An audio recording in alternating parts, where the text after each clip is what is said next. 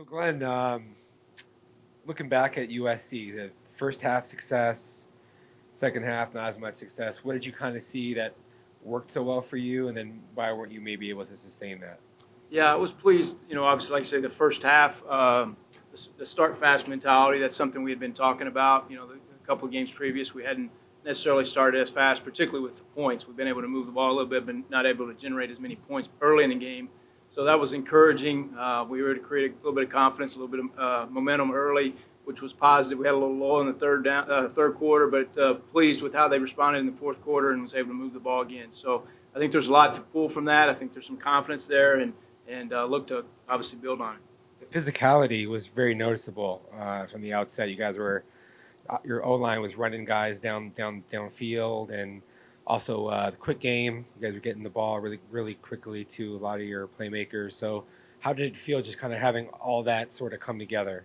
Yeah, that was good to see. I mean, and part of that is sustained drives. A lot of times you can't see that when you are three and out or you have limited numbers as far as plays in the series. So it was good to convert on some third downs so you could actually see that. We created a rhythm. We were able to get some plays on the game plan called and, had some success with that. So that was good to see, which is more incentive to convert on those third downs. Our third down percentage was better, obviously, this week, so we were able to get some plays ran. Hi, Glenn. Hunter Rubino, Devil's Digest. When it comes to the play of Ben Scott, I thought he was one of the bright spots, especially some of the plays that he was actually pulling.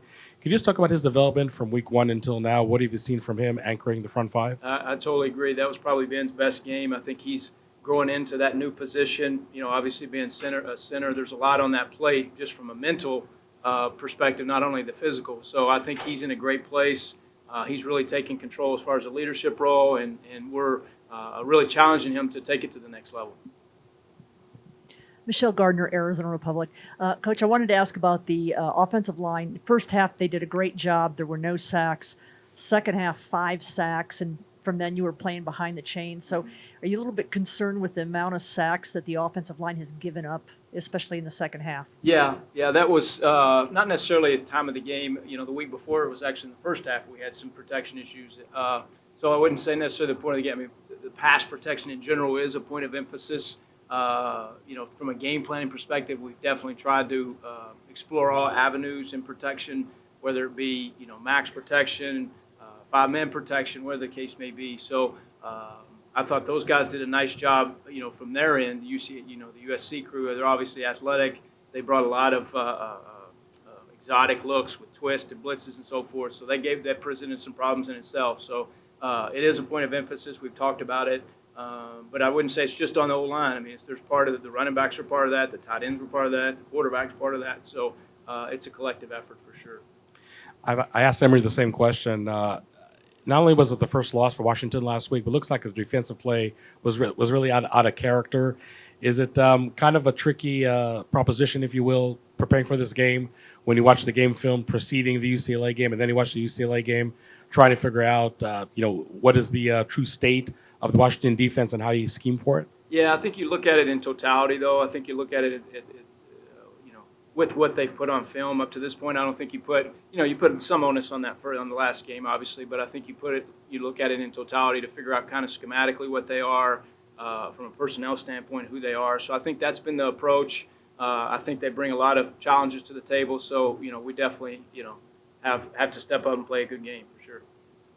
What does what does it mean to the offense when you can have X and Daniel in the backfield at the same time? Yeah, that's been a nice 1-2 punch for sure. And again, like we talked about with the third downs and the continued drives and sustaining drives, to have those fresh legs be able to come in there, I think is a nice luxury to have. And I've been really impressed with that dynamic, just the social dynamic that they bring and how they're supportive and pushing each other to be better. So really pleased with that and proud of those guys and the success they're having. Well, and how about it seemed like Brian Thompson is kind of, coming out of his shell. He's really become more a part of the offense. What do you see in him and his development? The consistency piece is what's been fun to see for me, because he's one of those guys every day at practice. He is, what's the all gas, no brakes, man. He's going, so which sometimes we have to temper that even in practice. Like he's going, full speed all the time. So that's translating to the field now. You guys are seeing that on the field, which is good. Obviously that breeds confidence not only from him personally, but within the offense and how we can utilize him. So really, again, proud of him and what he's been able to do. That says a lot about him, doesn't it? When, because he hasn't had a lot of balls come his way in the first year and a half he's been here, and yet for him to continue working like that says something about him. That's right. That's right. And we talk about it. I think he's a great example of process. What Coach Guano's talking about with process and the continued work, the consistency day in, day out. I think he's a great reflection of that he's been that guy since I've been here. So I've been really I have a lot of respect for him and what he brings to the table on a day-to-day basis. So I continue to foresee him with continued success for sure. I wanted to ask about Daniel. Obviously, whenever he gets touches, it seems like he does something good, whether it's out of the backfield or on kick return. So is it kind of hard to give him enough touches out of the backfield when you've also got a guy like X? It is.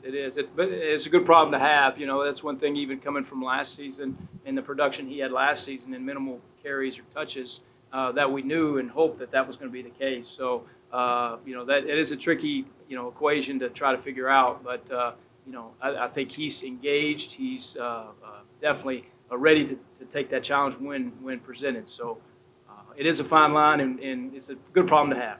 Well, we talked to him yesterday, and unlike a lot of the other guys who seemed optimistic and tried to keep a chipper mentality, he was angry. Like, is that just part of his personality? Like, he was angry and noticeably bummed about losing. Right, and I appreciate that. He's a competitor, right? And X is kind of the same way. I mean, both those guys in that room are competitors.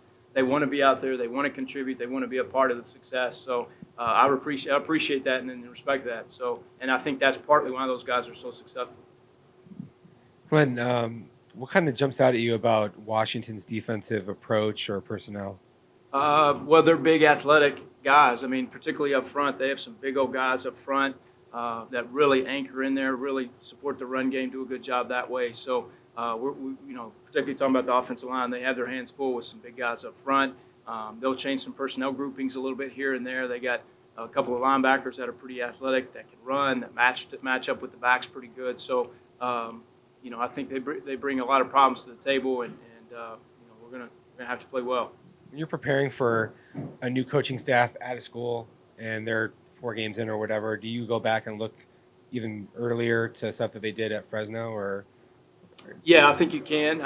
We have even through the spring, up to probably first half of the season or something we tried to research it as much as we could through the spring. So you try to pull out all avenues that you can, what people have done against them, personnel formation, scheme, every little bit that you can find, you'll try to take advantage of that. When you string together a couple consecutive scoring drives like you did on Saturday, what does it sound like over the headset? Is it exciting? Is there a pressure to sustain that throughout the game? No, I definitely wouldn't say it's a pressure. I think there is a confidence. There's an excitement. There is momentum. So I think all that was happening. But also it's the consistency. We talk about offensively. What's next? Whether good, whether bad. We talk about what's next, playing in the moment. The last drive has no bearing on the next drive. All those cliches, but they're so true. But what's next? What do we got to do on the next drive to get the same result? And then, Coach, to kind of piggyback off that, when you look at Washington, I know defense, we said big up front and they anchor in, but they seem very aggressive too. I know against Stanford, they had 8 sacks in that game. You see, obviously without giving away the game plan, but just things that you can take advantage of that aggressiveness. Yeah, I don't know about necessarily take advantage of, but there's definitely some personnel. They have really good personnel up front. They have 2 defensive ends that are really big, stout, athletic, long.